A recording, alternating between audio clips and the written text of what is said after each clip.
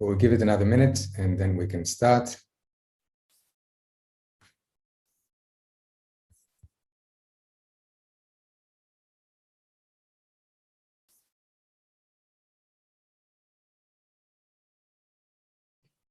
I see Brigid, I see Alex, I see Wolfgang, I see Daniel, and Marco was there.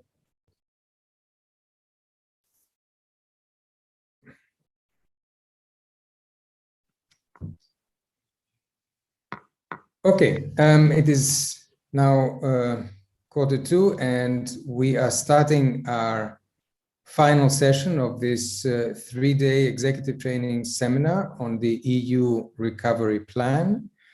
This last session is being live streamed.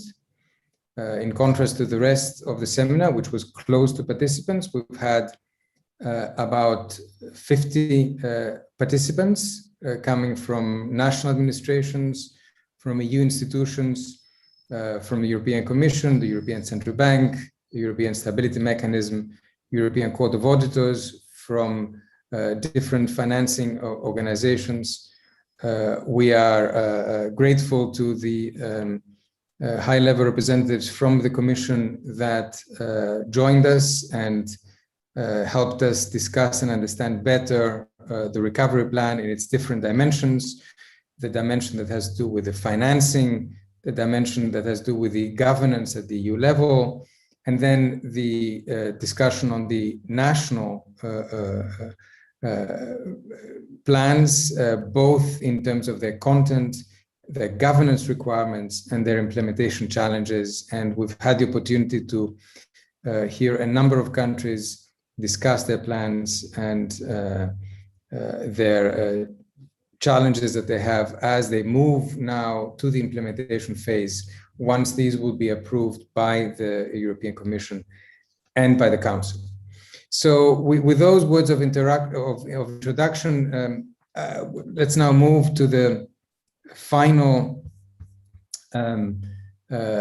panel, which is a panel discussion with a number of people that are very well placed to discuss the forward-looking issues that are that we're all thinking about when we are discussing the recovery plan. We're very happy to welcome Marco Buti, who is the Chief of Cabinet of Commissioner Gentiloni, and before that, for many years, Director General of ECFIN, and somebody who has written extensively on European governance and EMU issues. Welcome, Marco.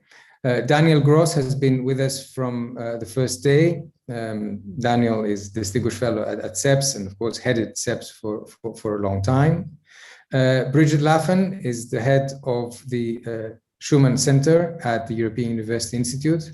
Unfortunately, not for much longer, as she will be leaving us in a few months. Very happy to welcome Brigid. Jean Pisani-Ferry is the Tommaso Padoa-Schioppa Chair at the UI and also affiliated with Bruegel and the Peterson Institute. And of course, Alex Stubb, the Director of the SDG, who was here on the first day as well and was present today from the beginning, and Wolfgang Wessels, who is coordinating and organizing this executive training seminar and is a professor at the EUI and at the College of Europe. So welcome all. Thank you very much for agreeing to close this executive training seminar with a more open and interactive discussion on the challenges ahead and how it fits into the broader economic, political questions that we're facing in Europe.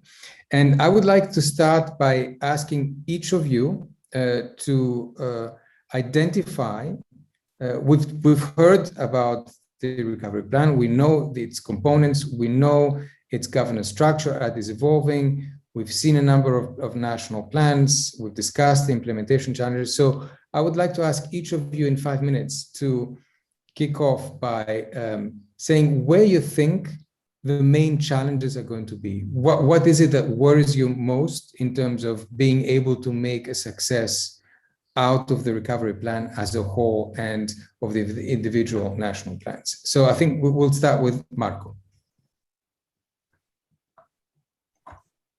Thank you very much, George. Great to be here. I cannot stress enough the importance of events like these ones. I mean, we have many discussions in Europe on these matters, but I think having it in such a structured, such a systematic way, changing also best practices between member states, stimulating each other, I think is absolutely essential, you know, to put flesh on the bones of what may be a momentous change. So big congratulations to the school and to all of you. Now, on your question, let me just go back a moment and then I jump forward. Going back, I mean, this commission came in end of 19 on an agenda setting basis. That was, I think, the clear purpose, European Green Deal, profiling a geopolitical Europe. I remember at the time it was still with, you know, under Trump. And the unexpected came and we had to switch on a crisis management mode,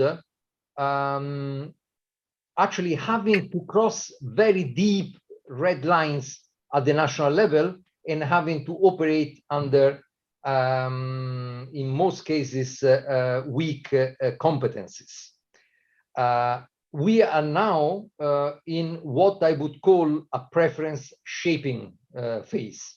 And the design of the national reform programs and now the entering the phase of implementation, because that's what we are going to do in the next couple of weeks, actually, is precisely in that mode there. So looking forward to the next few months, I would retain three keywords: trade-offs, implementation, and national politics.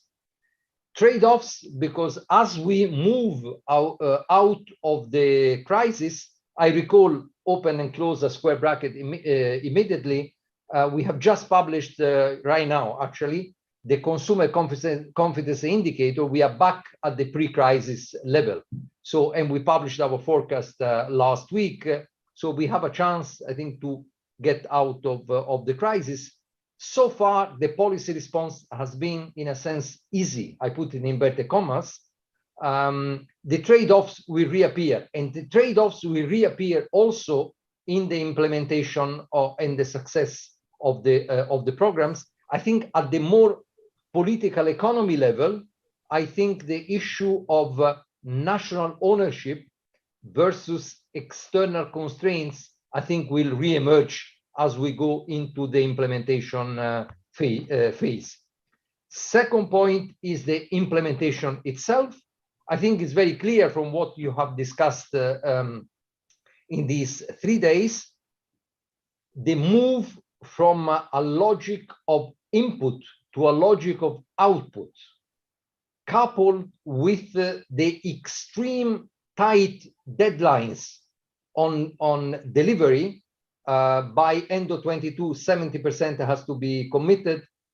End of 23, 100% will have to be committed, all spent by 26, 27. I think will make this, the implementation, the delivery, extremely challenging. Some countries, especially those clearly having more funds, will have to go through a quasi-genetic mutation in the way they work in order to deliver on this. So the whole governance element, the whole institutional infrastructure at the national level and in the interplay with the Commission, I think are absolutely key to make a success of that. Finally, my third keyword is national politics. This is important because, in a sense, go back to 2020, we were lucky, in a sense, that we did not have any major electoral event. So the first one was in March, actually, of this year for the Netherlands, and actually the Netherlands was the country, I think, dragging its feet, I think, more than others. But otherwise, we had electoral peace. Looking forward, electoral peace is over. So what is going to this implies that I think national politics would weigh on the system. This would imply also that the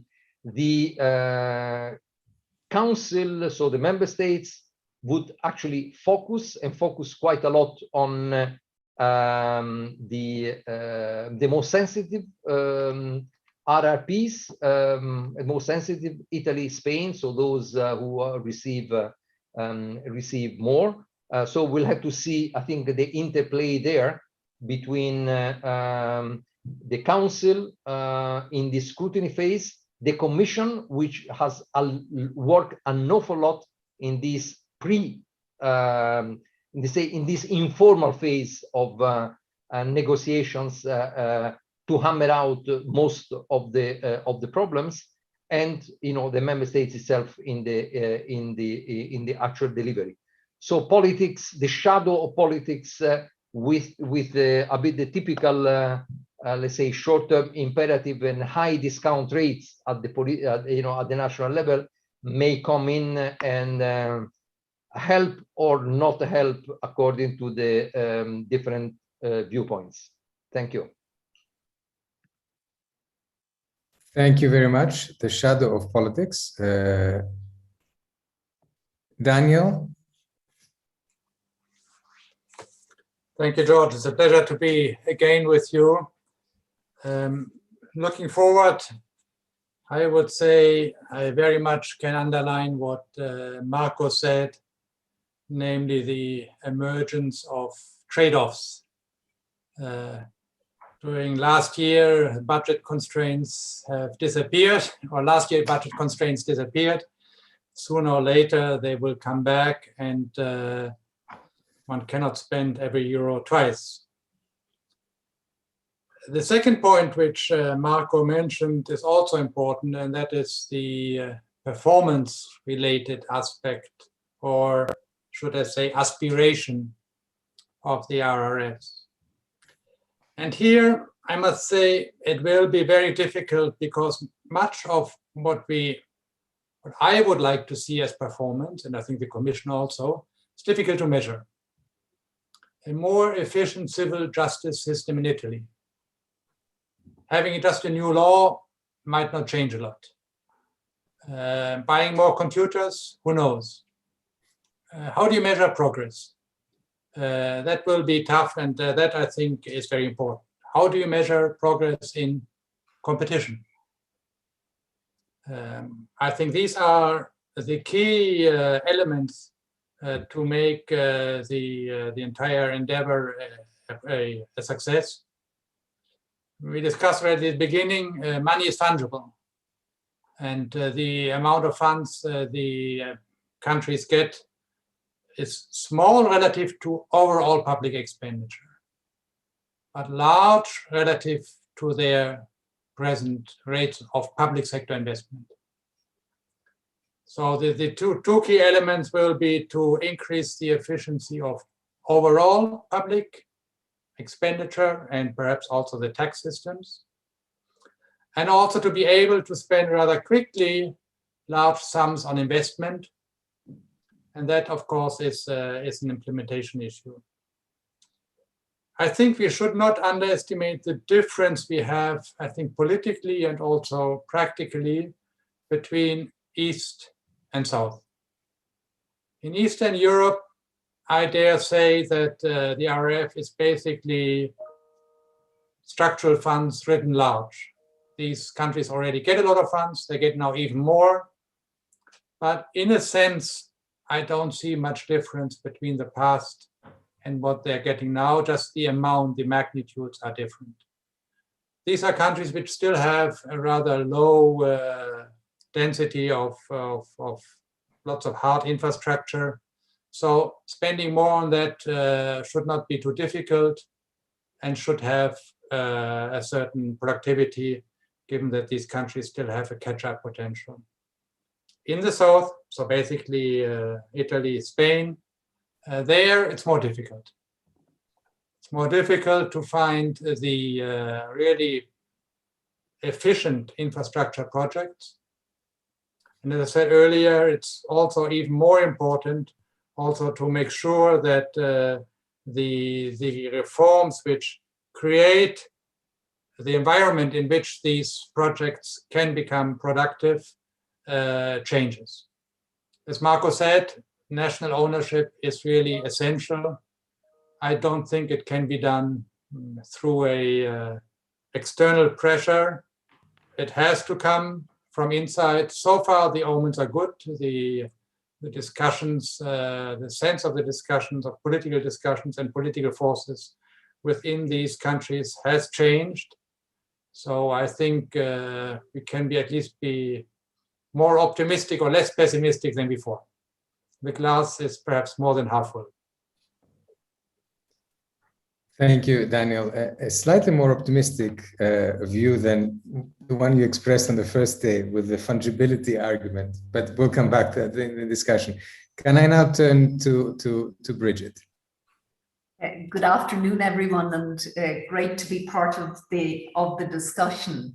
Let me use my couple of minutes to talk about two things. One, which has been extensively discussed this afternoon, and that's implementation, but then also the challenge of repaying the loans eventually, because I think that's also a very big ticket item that will have to be handled.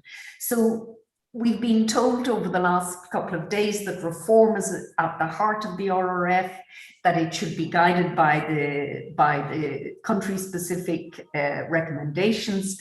But we know that in the past that those country-specific recommendations were either ignored or only partially ever implemented. So one has to ask what's different this time. And I think obviously the incentive structure has changed because there is a pot of money in the middle of the table, and countries respond to the availability of pots of money to do things. So the incentive structure has changed, but as everyone this afternoon said, implementation continues to be very challenging, and implementation of all reform across time and space has been very challenging and demanding. And one of the things that slightly worries me about everything I've heard this afternoon, so I listened yesterday and I listened again today, is that it strikes me that there's a very, what I would call, engineering approach to governance on display. Very neat diagrams, linear logics, development of a plan, design of the plan, delivery of the plan, and it's very linear. It's as if governance is all about engineering. And of course, we've already heard about trade-offs, but also about the shadow of politics. So I think it would be very important, and it is significant that the Commission has set up a directorate for reform. Finally, after a very, very long history of needing state capacity in the member states, but now intent on helping deliver that. And I would say it's very important to maintain a capacity for qualitative engagement in this process. If it's all targets, all milestones, A, B, C, it's really important that there is a capacity for what I would call deliberative dialogue between the Commission and the member states on what works, what learnings, and also to allow the member states acknowledge and upfront problems, because there's learning in addressing problems. There's learning in acknowledging problems in reform. So I would say to try to maintain a level of deliberation in the process that includes the targets and milestones, but isn't restricted to a very engineering process approach. The danger is this whole RRF will be drowned in process, whereas what really matters is output and outcome. I would also say that we've heard nothing about change agents over the 2 days. So who are the people who can drive this? We've heard a lot about technical assistance, but not about the change agents. Where are they in the domestic systems, at the center, but dispersed through the system? And where does the leadership come from? Because a lot of reform and change is driven by you get a system to a tipping point, and then you begin to see the change. So I would say, if I were to sum up this point, I would say to add a gardening element to the engineering we've heard today. In other words, to prune and plant and to be attentive to learning in the domestic systems, to move them in the right direction, to get them in a virtuous cycle. And then moving on to the repayment issue, that of course is the own resources issue. And we know just how difficult that own resources, expanding own resources will be for the EU system. But I think it's absolutely essential. It will be very detrimental to political cohesion in the EU if the repayments have to come from the national contributions, because you will exacerbate contributor beneficiary dynamics in the EU, which has always ruled the budget. So there's got to be additional own resources. And I know the Commission is due to put its proposals on the table, but that's a difficult, highly contested issue for the EU, but one that they can't shirk this time. They've got to find additional resources for the EU budget that are not based on the national key. So I leave it there. Thank you very much, Brigid. Engineering plus gardening, a very nice combination. Can I ask Jean? Yes, thank you. I will, complement things that have been said by others. First of all, perhaps on what Daniel said about the East and South. I think that's very right. And the implication, in a way, is that the test of success or failure of this ambitious program will be what happens in very few countries. And I would say, at the end of the day, it will be judged on the fate of Italy. Italy is the country which is suffering, has been suffering from low growth, from low productivity. It is at the core of the Eurozone a major issue, whether Italy succeeds in reinvigorating its economy or not, whether Prime Minister Draghi succeeds or not. And everybody will look at Italy as a test case, and what happens in other countries will be important, but not as meaningful.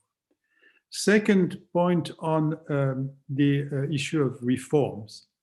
I personally think that the country-specific recommendations are less important than what is actually driven by the complementarity between reforms and investment.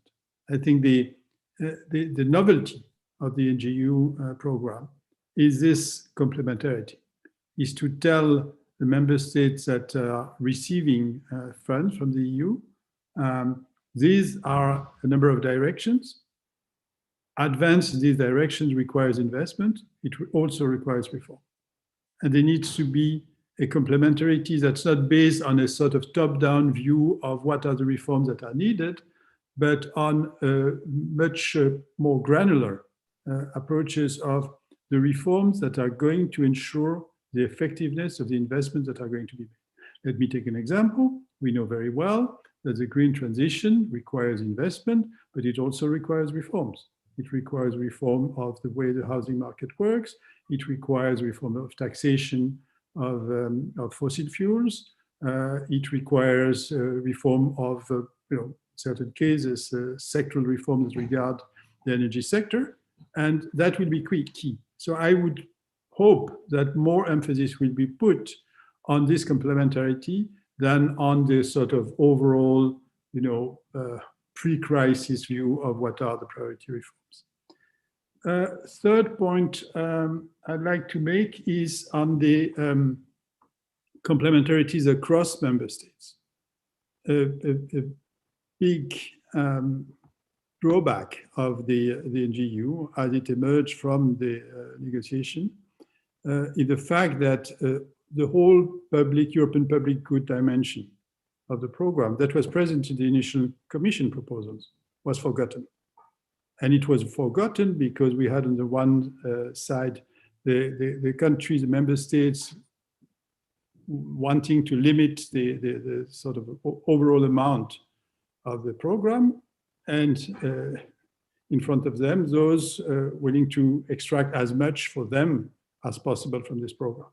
And the victims were the European public goods. Now, what we are seeing is that in terms of research, in terms of, the example of vaccines is a very good example, in terms of competitiveness, in terms of innovation, etc. There are a number of fields in which the EU dimension is essential. And so how to rescue this EU dimension through coordination program that will sort of plug together initiatives that are put in place at the level of the member states is essential. I'm speaking here obviously of the green transition. I'm speaking also of digitalization. I mean, there are numbers of fields. I'm speaking of infrastructure, the number of fields in which you can rescue the European dimension. I think that's going to be vital. Finally, on the own resources, and to react to what Brigid just said, yes, in principle, I agree, but I don't see among the candidates that are being discussed for own resources anything commensurate to the size of what will need to be repaid. The only possibility I've identified is really the ETS, the auction of ETS permits. That would be a meaningful resource. But when we're speaking of what we're speaking of, what ministers are speaking of, is trivial with respect to the size of the problem. Thank you, Jean. A positive and a negative element. The positive is that what we have is a combination of investments and reforms, which is very different from what we had in the adjustment programs during the crisis, where you had to do the reforms, but money was being taken out rather than being put in. But a negative element in terms of the low bar on all resources. Can I ask now Alex to come in? Sure, thanks, George, and thanks to the previous interventions. It's kind of difficult to come in because I agree with most that has been said, but I'll try to sort of give my 2 cents and look at it from, I don't know, the perspective of a former head of government and sort of inject a little bit of political reality to what might happen. And let me do it on 3 points, and actually on each one of them give you a negative and a positive, or a headwind and a tailwind. The first one is on the politics and the economics of this whole package, the way in which probably most heads of state and government are thinking at the moment. I think there's going to be, Marco referred to it, political headwind, because we're going to see tremendous turnovers in governments, not because of the RRF, but basically because of the natural cycle of a post-pandemic dynamic. So we're going to see a lot of governments which will have failed, or at least conceived to have failed, in dealing with the pandemic, either because of death toll, because of rollout of vaccinations, or because of the economic situation. And this is always going to cause turbulence. And that's why I think Brigid was absolutely correct in saying that we can't look at this sort of just with an engineering or linear approach. I mean, stuff is going to happen, the governments are going to topple. It's just a fact of democratic politics. But the positive side is the economic, because and the economist might correct me if I'm wrong, but it does look like we have fairly good tailwind coming up. I mean, of course, because growth figures last year were so bad, but we are going to see a few years of progressive growth, which we haven't actually seen in many years on the European continent, and that could, give a positive injection. So politically headwinds, economically tailwinds. Second point on implementation and reform. I really like the way in which Mario Nava framed it in the previous session, because he made it clear that, it's a bit like the job market, right? So you have commitments from 2021 to 23, payments from 2022 to 26, and then boom, repayment 2028 to 58. And, we don't know what the job market is going to look like in 58, and we don't even know what kind of a currency we're going to have in 2058, let alone loan structures or interest rates or repayment. So it's going to be a little bit on the complicated side. And I really like the way in which the President of the European Commission has framed it as well, in the sense that she has said that we're not financing the status quo, we are financing reform. But the problem here is, and I come back to the negative and positive, the problem is that a lot of governments have a tendency to take the easy way out, which means that they finance the status quo. Jean just made reference to that earlier on European public goods, rather than going from the reform side. So on the sort of implementation side, I'm actually quite worried that we're going to take the sort of wrong choices. You'll get tailwinds for the status quo, but headwind for the reform side. My final point, third point, is on communication. I stressed this in our first session on Wednesday. I can't stress this enough, because remember, I come back to the notion governments will come and go. So basically, it's the civil servants who have been involved in these 3 days that are going to be doing the implementation of this. But someone is going to have to do the communication as well. And here a choice has to be made at some stage. Is this going to be a sort of a Brussels-led communication, or do we push ownership to the national governments of this package? Of course, if it's with the national governments, what's going to happen is the classic. They're going to take the credit for the stuff that goes well, and they're going to give shit to Brussels for the stuff that goes bad. I mean, that's just how it works. And so that's why I'm sort of, I'm thinking about how much this should be hyped up at the end of the day. And as a pro-European, I'm extremely excited about what's achieved in 4 months. But I'm sort of still reluctant on going full Monty on the sort of communication side and saying that, this is all going to be fantastic and this is going to lead to eternal European growth. And this has to be played very, very carefully. Because what's going to happen, of course, is that, say, if you have 100 projects in country X, 99 of them are going to be good and generate growth. One of them is going to go sour and have corruption. That's the one that's going to be communicated. So these 3 points, on first on politics and economics, second on implementation, reform, thirdly on communication. Thanks very much, Alex. And to conclude this first round, can I turn to Wolfgang? Yours. Thank you. I have also 3 takeaways. First, I listened carefully the whole 3 days. And I was on one side fascinated by the knowledge, by the skills, by the engagement of all civil servants here to really make a success out of it. And I was frustrated by not really understanding at the end what is going to happen, where and how and when.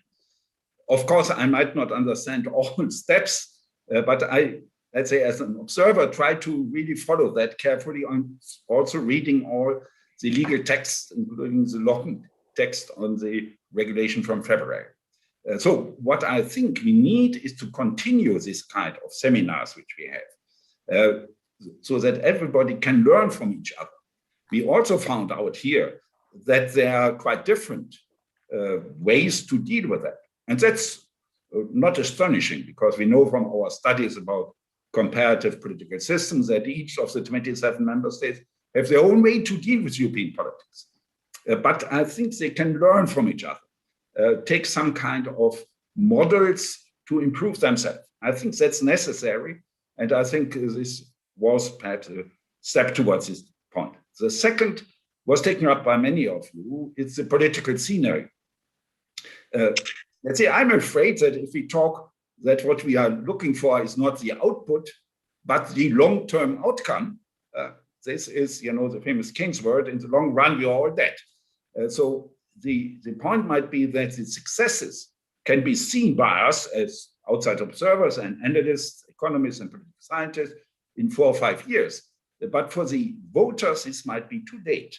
So I'm a little bit worried about national elections, and I'm worried about the next EP campaign, which comes up not too late in 2014. So let's say a lot of questions might be raised already then.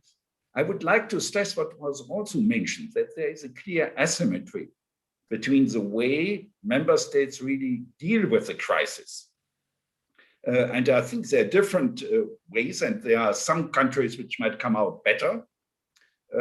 Perhaps those frugal countries, including perhaps then Germany and France, and others which might be less successful. And I think that might lead to additional tensions, both inside the campaigns, the blaming game towards the Commission, but also to some member states. And of course, also in the decision-making on the European level. The third point, I was surprised that none of you really raised the question of the Hamiltonian moment. Is this something like a step towards a real fiscal union? And I get out of these 3 days and more out of your discussion that you are all rather careful of not having too many hopes if you want to have a fiscal union, and that you might be on the side of those who are worried about a debt union. So I think we should continue to think about it. Of course, this might be a step after the implementation or after major steps in the implementation, but we should not have too long silence on this future direction. Last point, which struck me very much, to come back to the British historian who was for a long time at the UI, Milward, who talked that European integration is a rescue of the nation state. And I think here we see that effort. If this will be successful, for which member state, I think will be a major challenge for our studies, but also, of course, then for the political life in the future EU. George, thank you. Thank you very much, Wolfgang. Let's try and kick off the discussion with some questions, picking up perhaps on some points that both Marco, Brigid, and Alex touched on, which is the shadow of politics. In a certain sense, if I can be a little bit provocative here, we paid dearly in the last crisis the fact that in many member states, there was a general feeling that the TINA doctrine is king. So there is no alternative. There was only one recipe. Governments would change, but the programs were what the programs were. So there is a balance to be had here between the robustness of the underlying program, which is important for its success. So yes, the technical aspects need to be there irrespective of governments, but also some flexibility in terms of adapting to the winds of change, because, you know, Alex made the point very clearly, governments will fall. So the question, and I wonder if I can draw a mark on this one, is how much of this flexibility is embedded into the design of the recovery plan? In other words, is it something that can change along the way? If different governments have, you know, we talk about ownership, but what if there's a government which has slightly different priorities from the previous one? Yes, George. I think there are the two sides to this question here. You put it in, let's say, in seeing this potential flexibility as a good thing. Others would actually fear an awful lot of changing the priorities and being subject to the all the winds of the you know, on the short-term evolution. Okay, now there is a bureaucratic question which I give to you, and you can take it, and then if you like, you can forget it. Which is we are going forward in June with what we call the Council Implementing Decision. So, which translates the program, and in particular the milestones, targets, and the chrono program for the implementation into a legal decision of the Council, and the Council will adopt that. 8 weeks for the Commission, 4 weeks for the Council, and then we are into the delivery phase. In order to change the priorities, you need to have another Council Implementing Decision, which is which requires a new process let's say adoption. So this is the bureaucratic response. Now, I give you, I think, something which is maybe a complement to this, not a direct answer, and something that I wanted to tell you in the first place, but I'm telling you now, which is politics in the deepest sense of the word. I mean, delivery and success of this cannot be Brigid called it an engineering exercise. It cannot be a technocratic endeavor.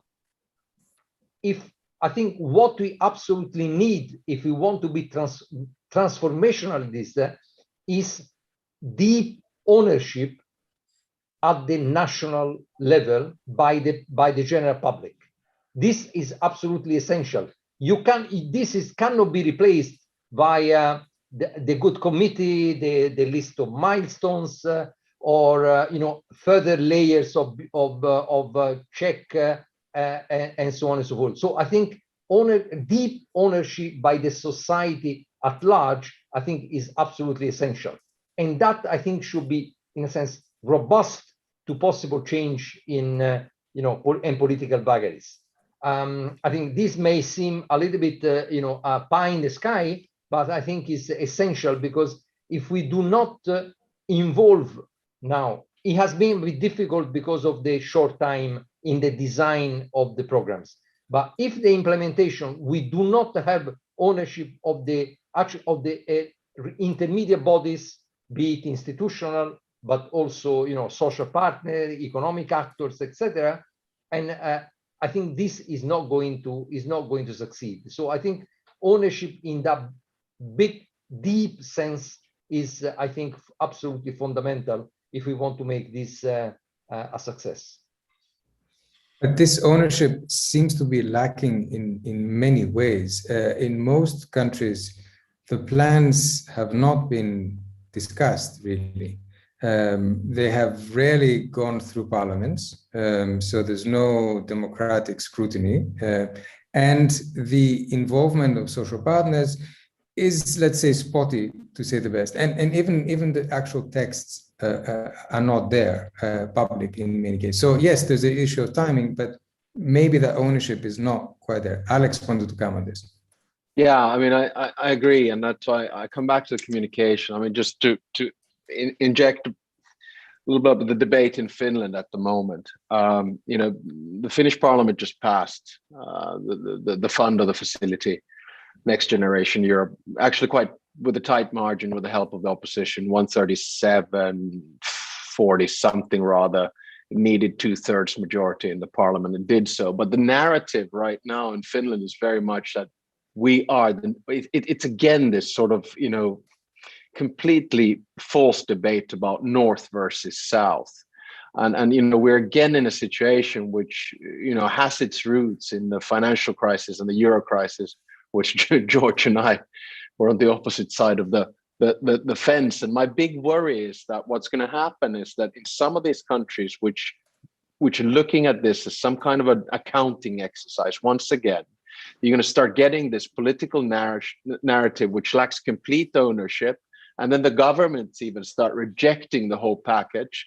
And then if, say, I'm just using it, if, as I hope and wish things will happen, things will work out in Italy, then the narrative in these kinds of countries is going to be, well, look, we financed the recovery of Italy, but didn't get anything ourselves.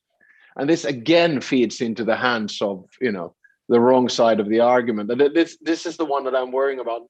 And this is the one that we're missing in the general debate at the moment. And this is dangerous stuff, I think. Daniel had raised his hand, and then Sean, and then Brigid.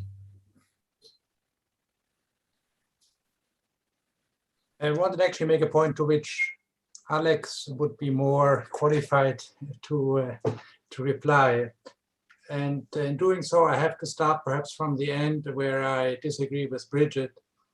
I don't think the repayment is an issue, for the simple reason that I don't think this stuff will ever be really repaid. I mean, the loans to individual countries, yes, but the overall loans which the Commission of the EU has taken out they will, in my view, just be rolled over ad aeternum.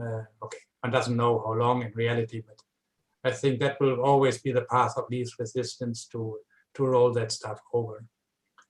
And that brings me to the fact that therefore the so-called creditor countries like Finland or Germany, there's really nothing for the taxpayers to worry about, right? And now I come back to this joint thing about communications. If there's not a big communication, people forget about this. Even in Germany, the stuff which the AfD propagated, they're taking our money away, that fades away after a while. You cannot keep that drumbeat up for 7 or 10 years when there's nothing to be paid. So I think if you have a low-key communication, okay, maybe you can contradict me, Alex. I would say the Finnish, and I'm more confident saying the German taxpayer will just forget about it. Okay, we made that little transfer to the Southerns. Let's see what came out of it. But I don't think that will be the biggest deal for them. Jean? I hope you're right. I hope you're right. I'm just scared that, we're going to go back into this again. That's why I think the stuff that Marco has been writing, also actually together with George, and comparing and contrasting the two crises has been very good, but we just need to communicate that in a simple fashion. Otherwise, we might get stuck again. Jean? On political ownership, it's evidently very hard. I mean, we have to distinguish between the type of political ownership in creditor countries and recipient countries.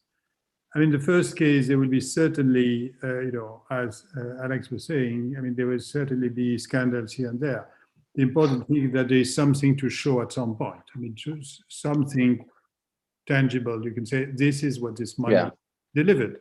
And I think you've got to know what you want in the end to be able to show. And in recipient countries, again, I mean, I think what's important is to pick a fight, to say this money is for something. And here are the priorities, and here is what the EU is fighting for in bringing this money. And so to show a case in this regard that the money is just not generosity, but it has some ends, and it's a contribution to a domestic debate in the direction of bringing something to people through changes that are much more than just the money and just the investment. But that requires an ability to sort of engage in the debate. I mean, political ownership will not come through a technocratic process. Political ownership requires a political process. Brigid? So I think on it requires political communication, and it requires political communication not just at member state level, but also the EU itself. The Brussels collective has to fight for what it has put on the table, and it's got to say this is about the immediate recovery from the pandemic, but also we're trying to support the forward transformations that are needed in all of our economies, with digital, with the green, etc. And there's a very strong persuasive set of arguments to make that can resonate with the population. I mean, people do know that the digital transformation is there, and also green, and there's tremendous support for it. I think then at domestic level, it's also the cues of governments, but also all political parties, because populations take their political cues from parties. And so that's really, really important. But I would say not just the Commission, but I would say collectively, the European collective can't say that this is all about national communication. There is a very important European transnational dimension, and it has to come out. Can I just add 2 fingers on that? Should it be then? I mean, let me draw a parallel here with the debate on the vaccines, right? The Commission, and Marco, I'm pushing this in your direction. The Commission was very reluctant in the beginning to take credit for what it did, right?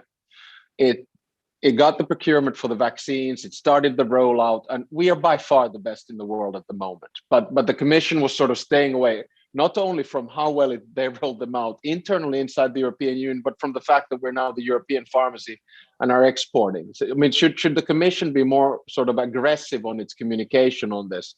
Is that the solution? Okay, now Marco, it's all up to you, man. Marco, I think you have a cue there. Look, I don't know. Let me not enter into the vaccine thing here. But I find that there is a negative undertone here prevailing, which I do not agree with. Okay, first of all, George, I agree, and I said it myself.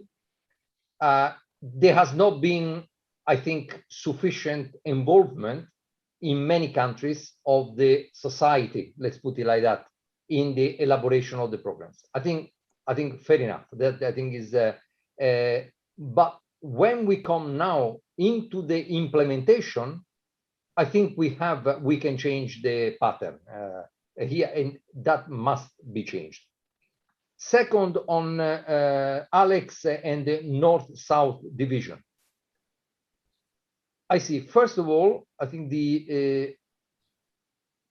if we are successful, and the second R here, which is the resilience element, counts more than the first R. So the more collected to reforms, because there will be, some countries will look essentially at that. To what extent you remove deep-seated bottlenecks of preventing growth in Italy, I think that would be. I think this is going to be key in recreating that trust that is needed in order to overcome this division, and this also bridges a bit to what Wolfgang asked before, whether this is a more, okay, call it Hamiltonian or call it something else, a more, let's say, structured development and not a huge one-off. So I think that rebuilding trust is essential. But I would not identify the preferences of governments with the preferences of population. If you look at Eurobarometers, you look at other surveys, actually, even in frugal and traditionally skeptical countries, there is support for this type of I think, of endeavor and initiative. So I think is I mean, yes, obviously less than in other countries, but there is still a strong support for this. We are, I mean, the narrative on the pandemics that we are all in this together. There is a question of life and death. There is not a question. You mentioned, Alex, the different origin, of the crisis, which actually motivated different attitudes. There is no moral hazard involved in this thing here. So I think we have a real chance, provided that we, deliver in a successful manner. But I see this. There is a unique opportunity, I think, to overcome this North-South division, provided that the RRPs, especially in key countries, and one can think one or two, I think, are successful. One of the comments in the chat reminds us that one of the speakers in the first day of the training said that milestones and targets will replace democratic accountability. So it is a worry. Wolfgang, you want to come in on this? Yeah, perhaps more on the general issue. I share Daniel's view that the taxpayer will forget that there's also some money via the community funds spent on that. So I think that's at least normally to be expected. I also support very much Marco's point on this issue of a general support of what was decided last July. I think that for me was quite impressive. I mean, it's not only the Eurobarometer, but other opinion polls too, who indicate that apparently many citizens have realized that this is a real question of economic life and death, and that there should be some kind of solidarity. Perhaps I'm a little bit struck by the German reaction. I would have expected after the, let's say, May agreement with Macron, that Merkel would be heavily attacked for giving up some of the German ways of discipline. But this was not the case at all. And even the Court of Justice, the Constitutional Court of Justice had said, it's not urgent, we will take another decision, which Marco, by the way, might lead to stop more the Hamiltonian movement. I think they will make something once, yes, but not in future or only under certain conditions. So I think that's one point. The other one is to look at the market of public opinion and of voting. And I think we will have quite a lot of other issues coming up. Vaccination was one, which was EU related. There will be others which will be very important coming up, which partly are EU related, but partly might be in quite different directions. For example, the question of Islamic cultures in many of our member states. I just mentioned one as an issue which might come up again and again. So, and in this market, we see where the EU dimension is. I personally think we should really be proud and show that apparently the 27 were able to really launch this kind of very ambitious and comprehensive package. And then, of course, we will see later on how this works step by step. But if I see how many projects are planned in each country, I don't know if normal citizens like myself will still be aware where the EU money is flowing into it. There might be some very good cases which might be then put up in the press, but many things might work hopefully by itself or by the administrations and perhaps the economic actors without too many public attention. So I think we are at the moment of looking very forward to have a careful study to see how this is applied and what this means also for the public perception of that. George, thank you. Thanks, Wolfgang. Daniel, you wanted to come in on this? Yeah, I'm happy that Wolfgang confirms my suspicion that the German taxpayer hasn't paid anything. These are just guarantees given for something which might be repaid in 20, 30 years. And you can't keep a lot of excitement about that for a long time. He didn't pay anything for Greece either, Daniel. I know, and that's why it died down after a while, right? They look very... Well, hey, I have an anecdote on that, Daniel, and this is good, but you remember the Finns wanted collateral, right? Yeah. Well, because of interest rates, you know what happened? The admin cost of that collateral has actually ended up costing more for Finland than what they got. Just a little side note on this. I told you this from the very beginning, but you wouldn't listen. I wasn't finance minister, man. I'm washing my hands off this one. Okay, so as I said, this stuff, it hasn't cost anything. It just guarantees which some date far away.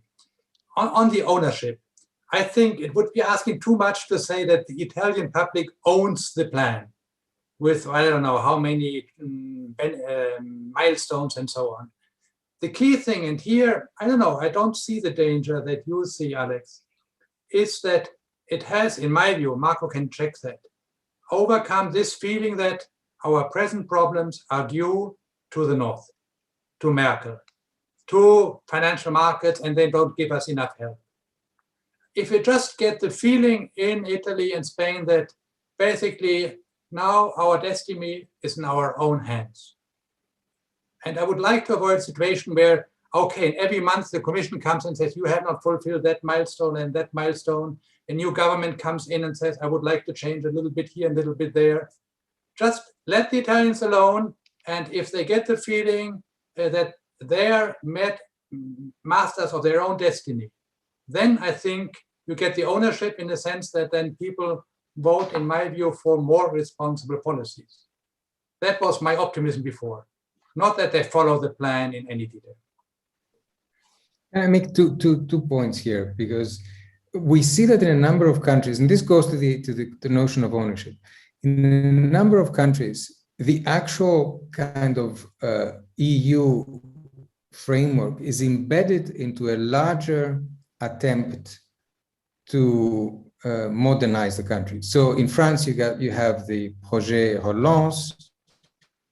In Greece, you have Greece 2.0. In Italy, under the new government, it's been turned more into a transformative.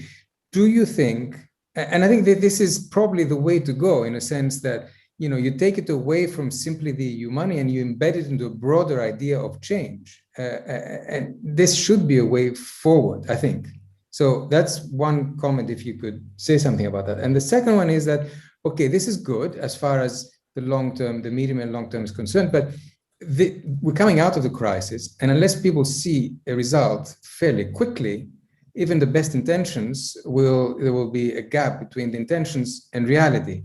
So the question here is, given that in a number of countries, the disbursement will start later, are we covered enough with the short term? There was a Broker report yesterday that noted the huge disparity in growth rates to be expected in the next few years, with Italy being at the bottom and other countries being on this. So are we in a danger of, rather than bringing together rather than have more convergence as a result of this, having more divergence in the immediate future, and therefore undermining the whole essence of the plan? I think Brigid had her virtual hand first, and then Jean follows. So I won't respond to your question on growth rates. I'm not an economist, but I do think your first point about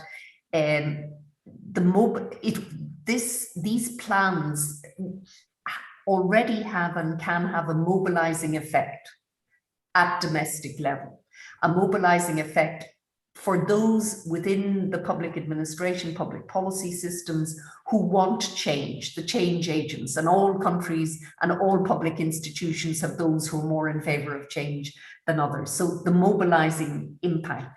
And if that then becomes a project for the country's future embedded in a European future, then that's a virtuous cycle. So the question is, will these processes and plans generate a virtuous cycle? That really is what we have to watch for. And anything that generates a virtuous cycle is a good thing. Thank you. Jean?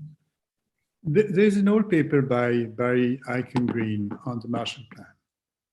And the point he's making is that the Marshall Plan, quantitatively, is you can't explain what happened in Europe after the war with the size of the Marshall Plan. The overall size of the Marshall Plan was about 2.5% of then GDP of the recipient countries. So, you know, there's a sort of very strong recovery there was, and the transition from a low growth path to a high growth path cannot be explained by the sheer size of the plan. And the point he's making is that what happened with the Marshall Plan is that it changed the political economy of the discussion. And instead of, you know, being a discussion about how to distribute what remained after the war, which was virtually nothing everywhere, it sort of pushed the discussion into how to grow and how to sort of project the conflict into distributional conflicts over what comes out of growth. But there was an alliance for growth that was built out of this mess. And that's exactly what I think would be the criterion for success of this plan, to sort of help change and break the deadlock in some cases that leads to stagnation. So I think if you frame it this way, it leads you to sort of have a slightly different view, with numbers, you know, being meaningful, but what is the political discussion about priorities in the countries being even more important. And that's exactly what you said, George, when you said, you know, it has to be embedded in a national plan, in a national ambition that commands some, you know, support domestically, and with your being on your side in a way. Marco, you want to come in this? Okay. Yeah.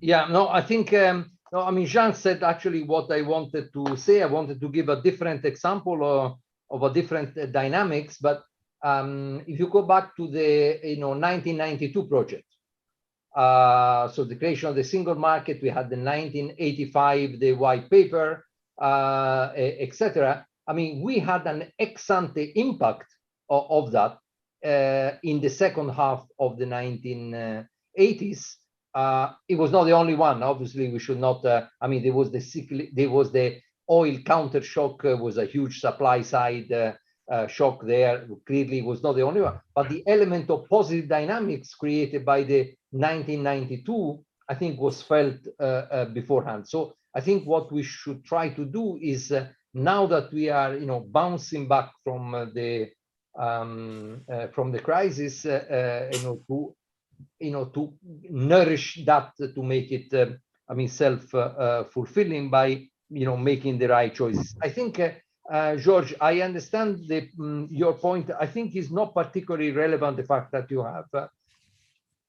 have the payments actually coming a bit later, not immediately. I think this is not an issue. What the member states can do, they can start with the investment reforms they will have actually to start immediately. Then if the payments or the things come in 22 or 23, I think this is it is largely irrelevant. I think obviously they have to come eventually, but it's not the fact that you do have a bit of a sort of a delayed payments is going to bring huge problems.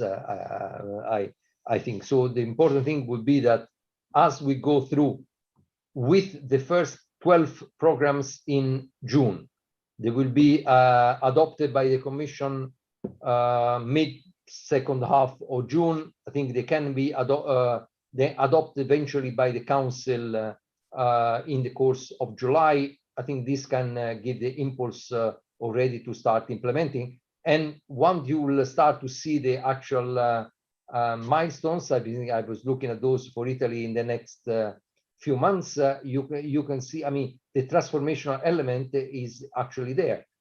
Obviously, provided that there is delivery, but there are things that have been on the table, being discussed for a very long time, and now there is a commitment to actually do this, these reforms, which are, I think, we can truly define them as systemic. You're right about the larger countries, and certainly the ones that have already started to spend. We heard from a number of them already that they will use those funds to sort of pay back, in a certain sense, part of what they will have already spent. But my question is a little bit broader in terms of the overall fiscal stance that we have as a union at the moment. Is it aggressive enough? I will go back to the comparison with the US, where a lot of you have talked about, and some of you have been critical of the US going overboard. But if you look at the growth figures for the US over the next few years, and if you look at the growth projections for the EU, there's a huge gap there.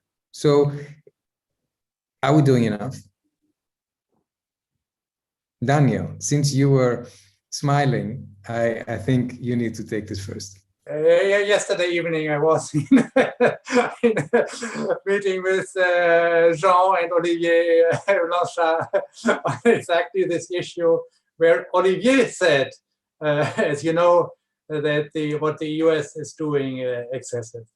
I think 80% of the growth difference, US, Euro area or EU, is not due to fiscal stimulus. It's to the very different approach the US has taken. Basically, 30 million of workers were fired, 20 million were rehired, enormous structural adjustment which has taken place, whereas we in Europe have basically conserved everybody in place. And then, of course, going downhill, we had less of a labor market reaction, but also the structural change will come much later. So I don't think it is fiscal policy, it is our structural lack of flexibility. Jean, I'm assuming you will agree with this. Let me make another point. I think that the difficulty, we shouldn't emulate the US, clearly for the reason given by Daniel. But I think what worries me that is we're sort of having mixed messages. So on the one hand, I think we all wish to go back to, pre-crisis trajectory. And there are strong reasons to believe that this might be possible much more than after a financial crisis. Because this crisis was not endogenous, it was entirely exogenous. And so the possibility to recover, I think, is much stronger than after a financial crisis. And on top of that, a number of innovations, organizational innovations, digital investments, etc., that were made during this crisis are potential productivity boosters for after the crisis when we return to a sort of normal state. A company that has learned how to organize itself differently will have a choice. Either it goes back to the way it was doing before, if it's more efficient, or it keeps the organizational and technical innovation it introduced during the pandemic, if they prove to be efficient. So by definition, it's a productivity improvement. So what I'm saying here is that there is no strong reason to believe that there will be a shortfall in terms of potential output, the same way there was a shortfall of potential output after the financial crisis. Okay, so that's one thing. The other thing is that basically all the member states are preparing stability or have prepared stability program under the assumption that there is a permanent loss and that this permanent loss is significant, which means that the whole fiscal strategy is predicated on the assumption that things are going to be, perhaps not as bad as after the financial crisis, but pretty bad in terms of lost output. And I think I would prefer the effort, the direction to be geared towards recovering the potential output, the output loss, and going to the full potential, and doing what needs to be done in this regard, both on the supply and on the demand side. And here, this is a lesson what I want to draw from the US, is that the US very explicitly sets itself this type of goal. And I think in Europe, we're not doing that in a sufficiently strong way. And in some regards, we're contradicting ourselves. Alex, you want to come in on this? Yeah, well, I mean, I'm just a humble political scientist, so I, of course, agree with everything that our distinguished economists have just said. I know exactly, George, where you're trying to nudge us on this particular question. Let me try to counter it by the following. I think one of the problems we do when we compare the United States and the European Union, especially in the size of the stimulus package, we're comparing oranges and apples, because to a certain extent, we're looking at the European level fiscal package. We're looking at the American federal level fiscal package, forgetting that most of the stimulus actually, at the end of the day, still comes from the member states. I mean, you look at the one I know the best, we have an annual budget of roughly 50 billion euros. The current government added a whopping 20 billion euros of loans in order to stimulate the economy last year. And this is, from what I understand, not counted for at all. So what I think we should understand is, and economists, please correct me if I'm wrong, and I could be surfing on this, but the stimulus is a combination of national measures and European measures. But where the European Union can nudge the member states in the right direction is exactly what Marco talked about and what Mario Nava talked about in the previous one, is to push for the reform. And here is where we're to a certain extent failing. And this is where I'm a little bit sort of less hopeful for. So this is my simple PS analysis. Okay. Can I push you a little bit to the issue of European public goods that Jean mentioned, and if let me turn to Marco, because the Commission's earlier proposals were heavier on European public goods. In the end, after the negotiation, some of the Commission proposal was scaled back. And there was, I think, an implicit political decision that was taken that these are national plans and there would be national priorities. And if you look across those plans, there's only a few cases, like, for example, France and Germany, where you see cross-border projects, hydrogen or other. So what is striking here is that both if you look into the digital dimension and the green dimension, the cross-border elements should be fairly strong. We're talking about the European digital infrastructure. I don't mean about the digital skills, for example, which can be national, but and in the green dimension, perhaps the same, not on buildings, but on other things. So the question is here, are we missing an opportunity, or are there ways to complement what we have right now to build up more this issue of European public goods? George, let me first just one little coda on the US. Please, yes. Okay, first of all, I'm not sure, maybe I misunderstood a bit, Jean, but I would like to say two things. I mean, one big, our big bet is through the programs is to, let's say, anchor the demand and the supply side elements of the response. So I think that would be, if we succeed, I think we are going to have this element of consistency, I think, coming together. On the US, I think leave aside the issue of multipliers, what they do, and all the rest. To a certain extent, the delta, they are larger than us. And even if you allow, Alex, the national response, I think they are going to be larger. Delta, yes. Level, I mean, if you look at the what the 3 trillion of Biden on the building or infrastructure, also on the social side, the US is going to end up being more European than they were before. So I think it is this. So in a sense, let's not. Theodore Roosevelt, comparison is the thief of joy.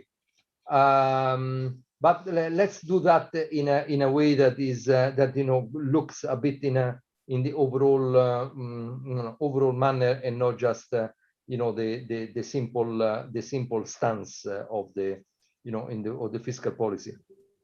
Now on your public good, I think, George, you are right, and I think it was mentioned before. I mean, in the heat of the negotiations, what falls, I think Jean mentioned it before, is those that cannot be attributed ex ante.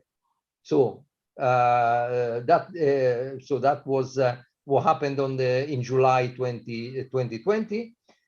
The Commission, through the proposal of flagships, tried, in a sense, to reconstruct somehow bottom up the public goods. I think there will be some out of the programs from spontaneous germination in a sense, but there will be less than what one would have hoped for. And I think it would be important as we come to the implementation of the plans, where there is the natural synergy and where spillovers are clearly, evident, and they are we absolutely need to encompass them. I think to make sure that the countries' coordinated efforts, and us, we are going to be there in order to help that. But one has to acknowledge a bit, in a sense, a bit the original sin of this enterprise. Daniel had raised his virtual hand, and I will ask you now to pretty much wrap up with a round of comments, thinking forwards, also taking on board one of the issues that one of the points made in the chat, which is that the main challenge ahead is that of solvency. I assume the issue is solvency of enterprises. In this regard, it's sad that the solvency support instrument proposed by the Commission has not been retained. So let's go. Daniel, do you want to have a point on the previous, or do you want Yeah. Yeah, I mean, I raised my flag, just a very short postscriptum to the comparison with the US. If you look at the delta, in this case, the increase in the deficit before the crisis and after the crisis, it's actually not that different between Europe and the US, because in Europe, we started close to balance. In the United States, they started already at 6%. So the increase in the deficit, the difference is much less large than for the headline level, right? Sorry, I didn't want to spend too much time on it. Thanks very much. So let's go final round, and we'll start from where we ended. So Wolfgang, for a final brief comment.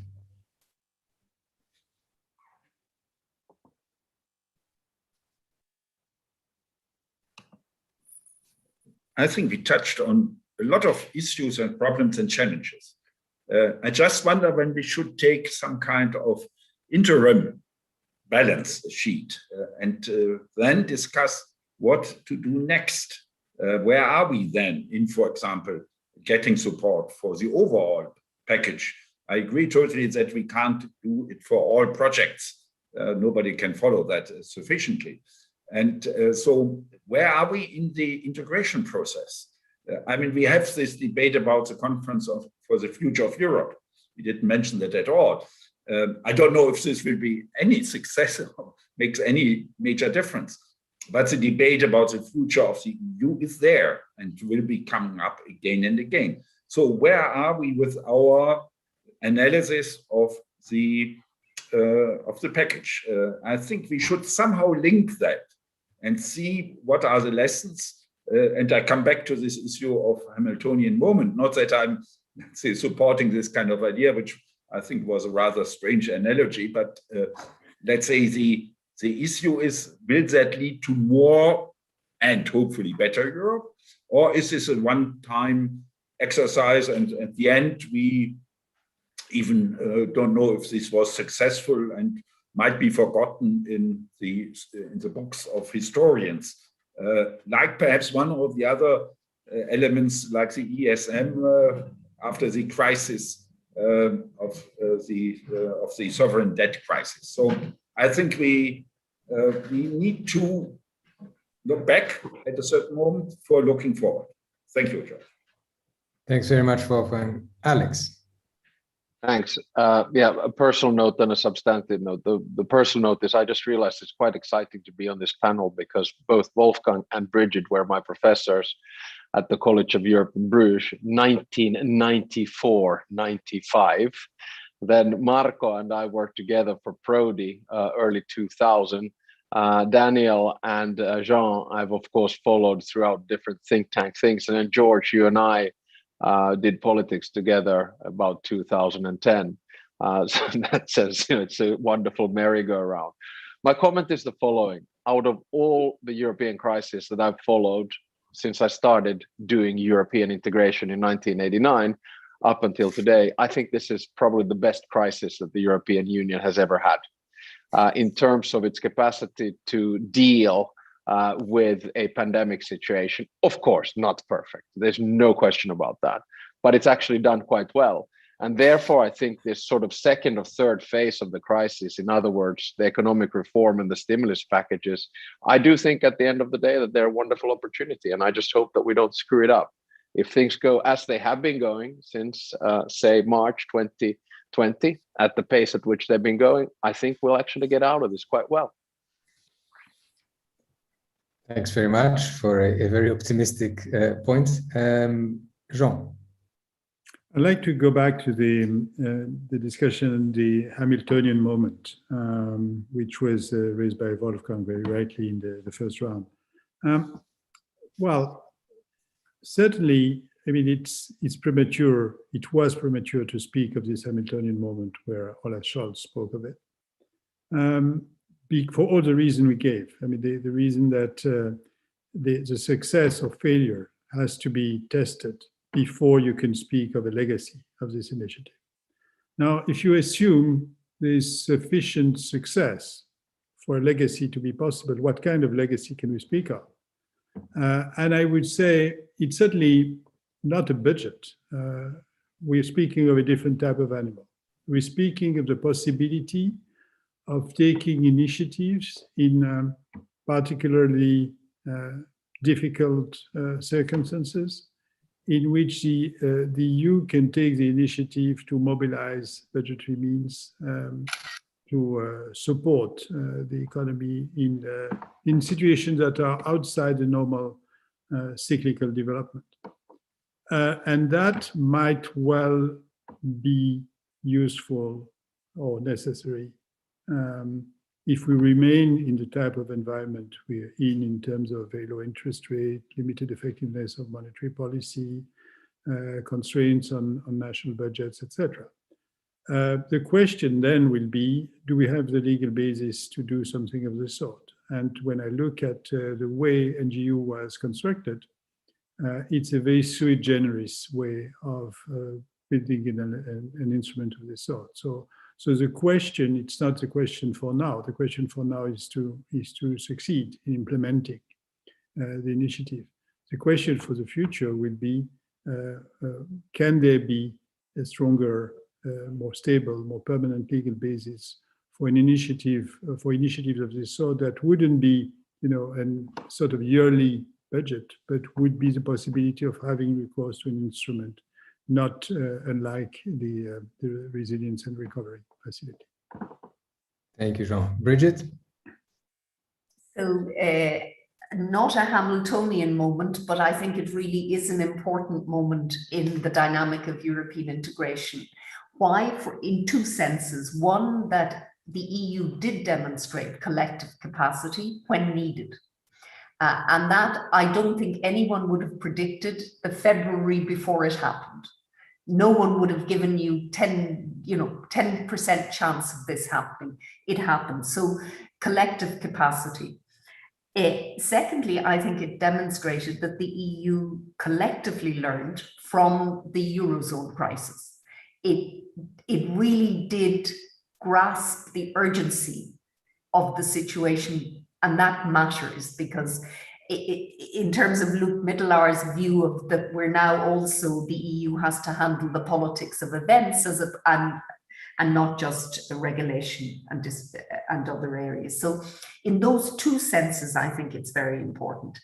If, as Jean says, the scarring, the economic scarring might not be as serious as the financial crisis, then I think we can be optimistic that the rebound will in a sense give a sense of confidence. And I think there will then also be confidence in the EU. And then I think it has the fourth possibility, and that is the possibility that Jean mentioned, and that is that the legacy will lead to a widening of instruments available to the EU that particularly the Eurozone needs. So I think a really important moment, important potential, and I think the success really matters in terms of the acceptance of collective power, collective capacity at a European level. Thanks very much, Brigid. Daniel? I agree with Alex. This was really a big moment for the EU. But I think the very fact alone that we stood together, if you want, at the EU level, rather than saving the euro, right? Shows that there was a degree of solidarity which nobody would have suspected ex ante. I would not take it as a implicit mandate now for complete the monetary union. I don't think that is what was behind it. Actually, I would say the greater, if you want, political union or solidarity which we have experienced, we need now to apply in other areas. Not in economics, in security, in cyber security, all the digital domain. I think that is where we have actually common problems and where it's easy for people and for everybody to see at this level an EU approach is better. Fine-tuning economies, national economies from Brussels, I don't think makes sense, and I don't think there's a big demand for that. And a big need for that. Therefore, I'd say yes, we have discovered more political unity, and more space perhaps to do things together, to solve problems together. But let us concentrate on solving actual problems, which I see more in the security and the cyber area. Thank you, Daniel. Marco, you have the final word. Thank you very much. Three points. One is that in the little paper that we wrote together with George, we introduce what we call there the Monnet compatibility test. So response to the crisis, and U is defined by that, but not always the response to the crisis meet what we call the test. The Monnet compatibility test in terms of economic coherence, institutional coherence, and political coherence. I think we have a chance. It's not for sure. It depends on the implementation, that maybe the response to the pandemic crisis actually can meet the Monnet compatibility test. First point. Second point, rebuilding trust is key. I think we have to, and here is rebuilding trust across the board and rebuilding trust between member states, between member states themselves, between member states and institutions. I agree with Daniel that being European public goods in display also, I mean, in non-economic areas is key.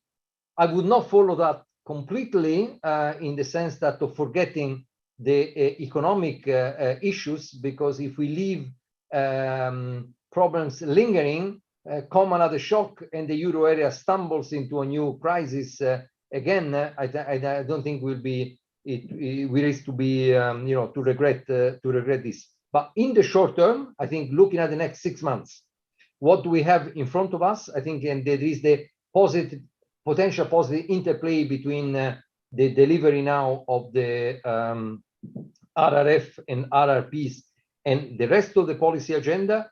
We have the governance surveillance review in autumn. We have the whole tax policy agenda with a strong interplay between what we do at the European level and what we do at the G20 OECD level. I think key as well. Which has also the own resources dimension. We have the package with the Commission will come up in mid-July on Fit for 55, which also is important. Plus, you know, the geopolitical relevance of what all we are doing. So this rebuilding trust, I think, can generate positive, hopefully positive spillovers onto the others, these other areas. Finally, I finish with your own business, School of Transnational Governance. I think this was certainly a valuable and a very useful event. I would actually stimulate and ask you to be a key character in following up the implementation of what is going, you know, at the national level. You know, again, cross-border exchange of experiences, putting together officials, you know, pushing them to internalize what others are doing and to create this common humus. I think is important. So you have a you know, a potentially important role in this. You can be the hub for the let's say extracting the common gist out of this. I could not think of a better conclusion to this panel and to these 3 days. Let me first thank all of you for what has been a really interesting conversation. Thank all the participants who sat through 3 days of what we would like to think was useful and informative.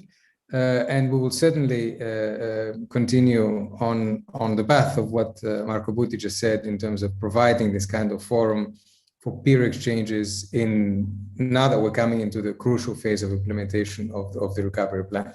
So with that, many thanks to all, and have